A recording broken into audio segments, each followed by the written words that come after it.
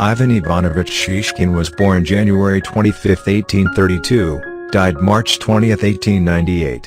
He was a Russian landscape painter closely associated with the Peredvizhniki movement. He studied at the Moscow School of Painting, Sculpture and Architecture for 4 years. After that, he attended the St. Petersburg Imperial Academy of Arts from 1856 to 1860 and graduated with the highest honors and a gold medal. He received the Imperial scholarship for his further studies in Europe. Ivan Shishkin owned a dacha in Vyra, south from St. Petersburg.